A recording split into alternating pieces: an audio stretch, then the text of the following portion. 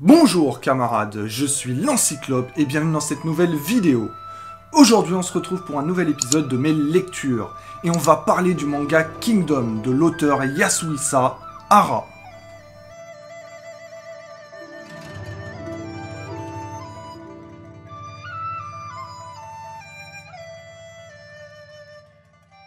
Avant de commencer cette vidéo à proprement parler, je voulais vous dire, je suis un énorme fan de manga. J'en ai lu énormément, des centaines, vraiment. J'en ai pas parlé pour l'instant depuis le début de la chaîne parce que c'est pas vraiment le thème. Mais là, je fais une exception avec Kingdom parce que c'est un manga historique, voilà, et qui parle de l'histoire, la vraie. Donc voilà, on se lance. Tout d'abord, parlons un peu de l'auteur. Yasuhisa Hara est né en 1975 au Japon. On ne sait pas grand chose sur sa carrière, si ce n'est qu'en 2006, il se fait connaître avec Kingdom à l'âge de 42 ans. Cela fait maintenant 14 ans qu'il travaille sur son manga. Le manga Kingdom est édité au Japon par l'éditeur Shueisha dans le magazine Weekly Young Jump, et en France par les éditions Meian en 2018. Passons maintenant au plus important, le manga Kingdom. L'histoire se déroule en Chine, durant la période des royaumes combattants. Précision, il s'agit de la véritable histoire de la Chine. Cette période commence en 500 avant Jésus-Christ et se termine en 221 avant Jésus-Christ. La Chine était divisée en 7 royaumes: Qin, Zhao, Han, Wei, Shu, Yan et Qi.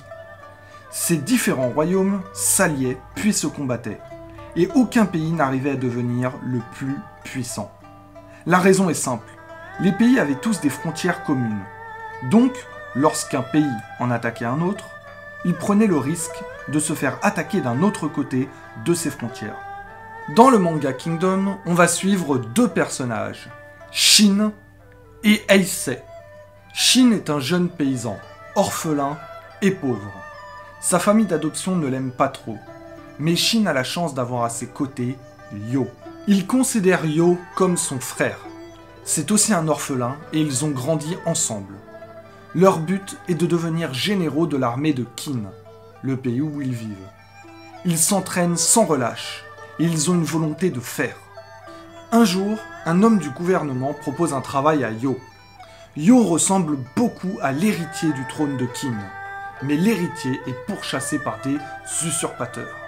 Yo doit donc faire semblant d'être l'héritier et d'attirer les ennemis vers lui. Yo va mourir dans l'attaque. Alors, tout ce que je vous dis est contenu dans le premier tome. Il ne s'agit donc pas vraiment d'un spoil, c'est juste le début. Shin va alors faire la connaissance de l'héritier, Heisei.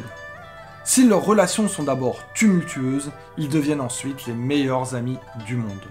L'objectif d'Heisei est d'abord de conserver le trône de Qin, malgré les machinations de son demi-frère Seikyu et surtout du chancelier Ryofui.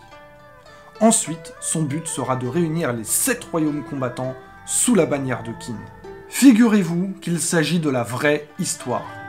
Le royaume de Qin va réussir l'impensable en réunissant les 7 royaumes. Le personnage d'Heisei est inspiré de Qin Shi Huang, qui non seulement va unifier la Chine, mais qui va aussi créer la muraille de Chine. Et c'est son tombeau qui contient les 8000 statues de l'armée de terre cuite. C'est beaucoup pour un seul et même homme.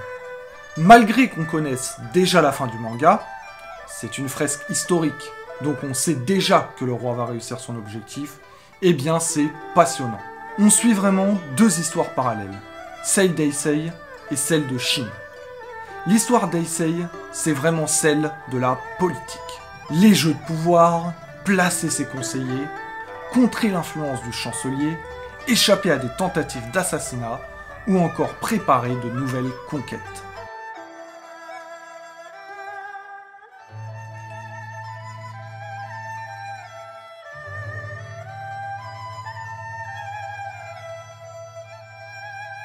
Mais l'histoire principale, c'est celle de Shin.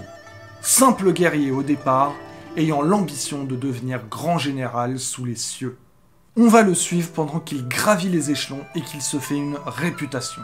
On va faire la connaissance de son mentor, le général Uki, de ses rivaux au sein de l'armée de Qin, Muten et Huon, et aussi du principal adversaire, de l'armée de Qin, le redoutable stratège Riboku.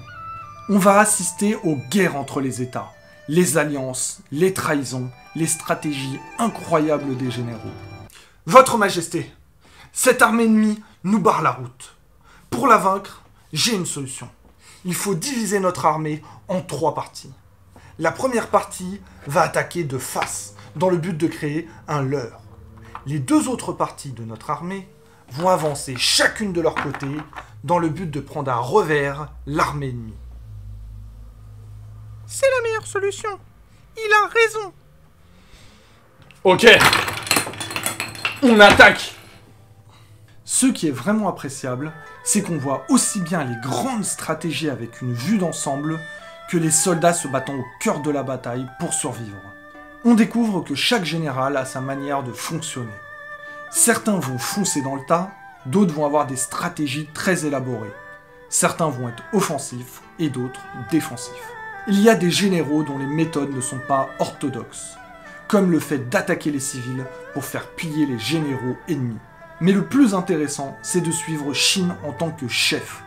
Il va commander des troupes de plus en plus importantes, avec l'aide de sa conseillère Karyoten et de sa principale guerrière, Kyu Kai. On va suivre l'évolution de cette troupe, et comment ces soldats, qui au départ sont des débutants effrayés par les combats, et qui deviennent une troupe aguerrie, expérimentée, et devenant presque légendaire. Il y a déjà 58 tomes qui sont sortis en France, et 60 au Japon. L'auteur en annonce pas moins de 120. On n'a donc pas fini d'entendre parler des aventures de Shin et d'Eisei. Et tant mieux. C'était un épisode de mes lectures centrées sur le manga Kingdom. J'espère que vous avez apprécié la vidéo. N'hésitez pas à vous abonner, à partager, à nous rejoindre sur Instagram, à activer la petite cloche pour recevoir toutes les notifications. On se retrouve bientôt pour une nouvelle histoire. Nous allons conquérir YouTube. À la prochaine, combattants!